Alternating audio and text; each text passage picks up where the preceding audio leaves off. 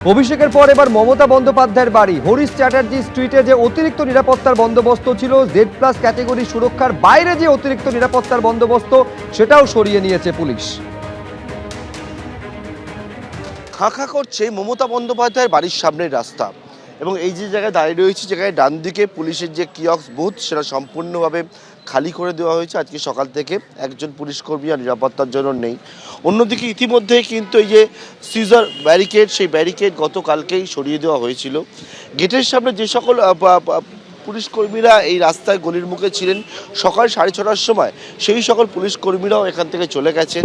একেবারে পুলিশের যে বুথ এখানে করা ছিল, সেই পুলিশের বুথ সম্পূর্ণভাবে খালি হয়ে গেছে।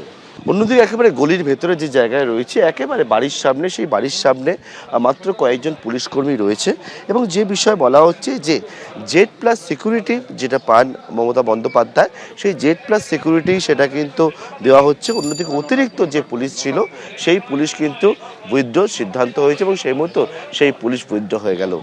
ক্যামেরায় শ্যামল জানার সঙ্গে পার্থপ্রতিম ঘোষ, এবিপি আনন্দ, কলকাতা। Z+ कैटेगरी सिक्योरिटी जो प्रोवाइड करी गई है हमारे यहाँ पर माननीय सांसद जी को और माननीय ममता बनर्जी साहिबा को, तो उसमें जो Z+ सिक्योरिटी कैटेगरी प्रोवाइड करी गई उसमें येलो बुक में खूब साफ साफ लिखा है कि Z+ कैटेगरी के लिए क्या क्या हम लोग को फोर्स डिप्लॉयमेंट करना चाहिए। We are deploying the force according to the prescription that has been given in the yellow book for the Z+ category protected. हाँ, उनके ऊपर कुछ और जो एक्स्ट्रा डिप्लॉयमेंट था उसको विड्रा किया गया है and that we are using for law and order. So in a nutshell there has been no withdrawal of any security is as per the protocol as given in the yellow book। এরই মধ্যে রাজ্য জুড়ে দিকে দিকে অস্ত্র উদ্ধার হচ্ছে, কোথাও বোমা উদ্ধার হচ্ছে এবং সবকটি জায়গাতে নাম জড়াচ্ছে তৃণমূল কংগ্রেসের। 4 জায়গার ছবি আপনাদের সামনে আমরা তুলে ধরছি। আনন্দপুর থেকে শুরু করে একেবারে ক্যানিং এর ছবি দেখতে পাচ্ছেন কলকাতা বিমানবন্দরে, যেখানে গ্রেফতার করা হয়েছে তৃণমূল কাউন্সিলরকে, এবং মুর্শিদাবাদের সালার। একের পর এক জায়গায় অস্ত্র উদ্ধার, বোমা উদ্ধার, এমনকি আগ্নেয়াস্ত্র পর্যন্ত উদ্ধার হয়েছে। আনন্দপুরের ঘটনা, যেখানে তৃণমূল কর্মীর বাড়ি থেকে অস্ত্র উদ্ধার হয়েছে, এই ছবি লক্ষ্য করা গিয়েছে আনন্দপুরের পূর্ব পাড়ায়, যেখানে শুধু আগ্নেয়াস্ত্র নয়, তাজা বোমা পর্যন্ত পাওয়া গিয়েছে। নারায়ণ রঞ্জিত নামে তৃণমূল কর্মীর বাড়ি থেকে অস্ত্র এবং বোমা উদ্ধার হয়েছে, কিন্তু ঘটনার পর থেকে খোঁজ মিলছে না তৃণমূল কর্মীর। আমরা রয়েছে এই মুহূর্তে আনন্দপুর থানার পূর্ব পাড়াতে এবং সেখানে এই যে ঘরটি দেখা যাচ্ছে এটি হচ্ছে তৃণমূল কর্মী নারায়ণ রঞ্জিতের ঘর।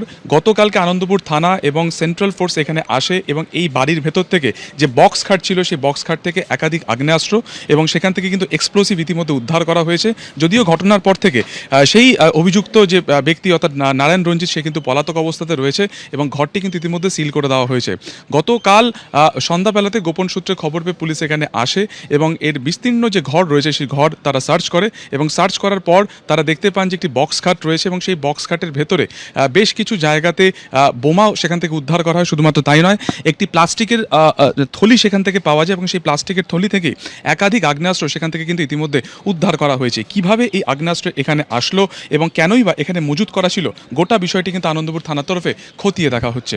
ক্যামেরা অভিজিৎ দত্তের সঙ্গে সুকান্ত মুখোপাধ্যায়, এবিপি আনন্দ, কলকাতা। এটা নারায়ণ রঞ্জিতের বাড়ি।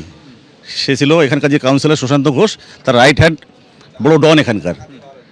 ঠিক আছে, এই বস্তিতে ওরা এখানে পাশে অটলে জায়গা আছে, কিন্তু এই বস্তিতেও আগে থাকতো, সেই জন্য এই বস্তির মধ্যেতেই রেখে গিয়েছিলো সব বোম মেশিন, সব লুকিয়ে রেখে গেছিলো। সেগুলো কালকে থানা খবর পেলাম যে থানা এসে উদ্ধার করেছে। এখানকার ডন 108 নম্বর ওয়ার্ডের ডন নারায়ণ রঞ্জিত এলাকা ছেড়ে পালিয়ে গেছে। এরা মানে গণনার আগের দিন অবধি এরা ছিল। হ্যাঁ, 3 তারিখ অবধি ছিল। হ্যাঁ, এরা টিএমসি পার্টি করে। এবিপি আনন্দ, এগিয়ে থাকে, এগিয়ে রাখে।